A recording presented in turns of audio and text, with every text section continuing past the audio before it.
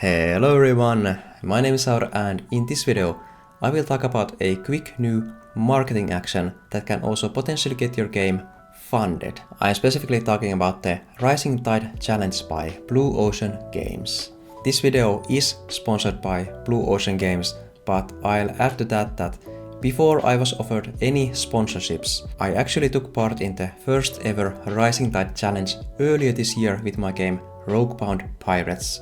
And since that was a positive experience, I already had plans to participate in the next Rising Tide Challenge also. So basically, I'm getting paid to talk about a positive experience, which is something I could definitely get used to. I will talk about my own experience soon, but before that, let's first quickly go over what the Rising Tide Challenge actually is.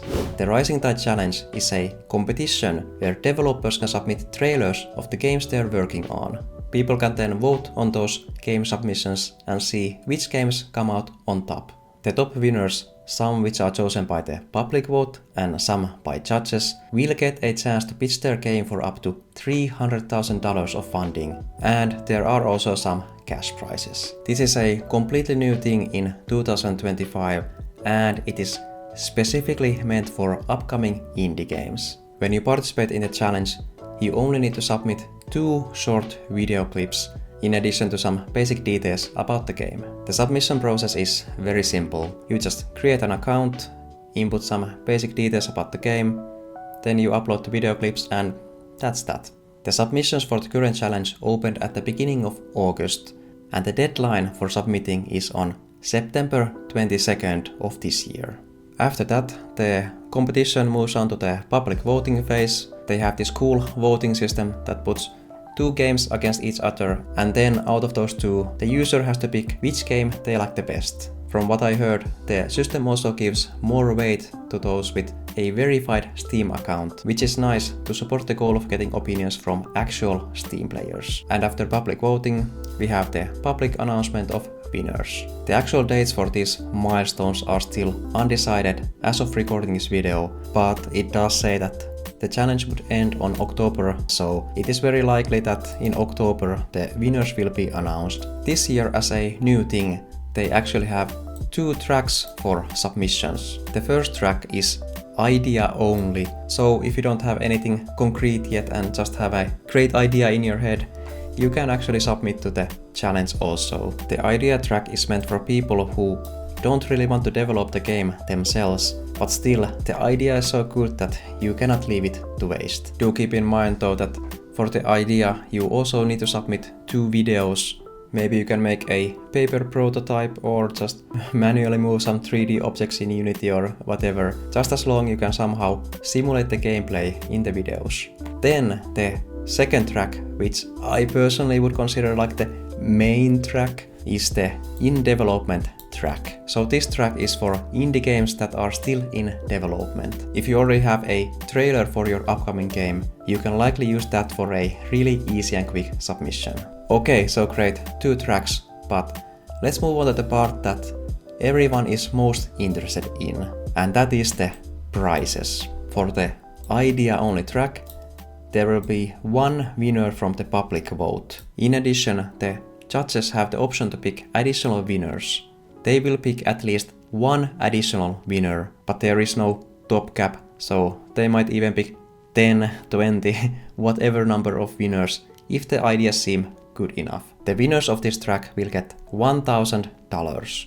After that, Blue Ocean Games will option the idea for 12 months, and if they can find a development team to make the game, the winner who submitted that idea will get an additional $25,000 in exchange for the IP, and they might also be offered a role as a creative advisor on the new team. Then for the in-development prizes, the top 1 winner of the public vote will get $1,000, and they also get a funding interview with Blue Ocean Games where they can pitch their game for up to $300,000 in funding. The next 9 winners from the public vote will get $100, and they also get the same funding interview where they also have the chance to get that up to $300,000 in funding. In this track, the judges also have the option to pick additional winners. They will also get the $100 and the funding interview. So the prizes consist of cash prizes and a chance to get your game funded, and also something that is not mentioned but is also a prize kind of is extra visibility for your game. I will talk more about that soon. If you are interested in joining the challenge, just go to blueoceangames.com/challenge, make an account, input some details about your game, and then just submit the videos. Although before submitting, it's a good idea to check the bottom of the page with frequently asked questions, where they do mention some details what the videos need to contain and also some potential limitations. Overall, the requirements and limitations are very short. But yeah, once you submit your game, then all there is left to do is just wait and see what the public and the judges think about your game. If you'd like, with the account you created, you can also participate in the voting yourself. It's a pretty fun way to discover new upcoming games. So yeah, I recommend giving the voting also a try. So yeah, that's details about the Rising Tide Challenge. And as mentioned before, I participated in the first one and I had a positive experience, so I do recommend joining the challenge if you have an upcoming indie game, or if you have that one really good idea. Speaking of my own experience, now that we went through all the details, let me also tell about the first Rising Tide Challenge that I participated into and what my feelings are about it. Back then I had just finished my first ever trailer for Roguebound Pirates. It was very easy to submit, and I always love when the submission forms don't ask anything like unnecessary extra, so that it's as straightforward to get to the end as possible. So yeah, I really like that they have made the submission as easy as possible. After submitting, I waited a month or so until the results were in. And did I win? Drumroll please.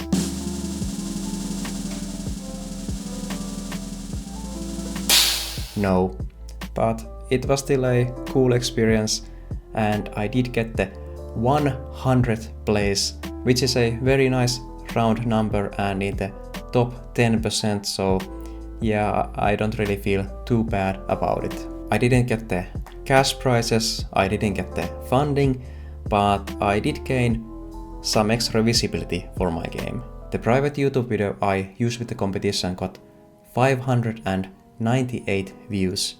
Sorry, just a second. The video got 600 views, which is a very nice and round number. And while that amount is really nothing super crazy, it is still free visibility, and if you do happen to win, well, then the extra visibility is also better.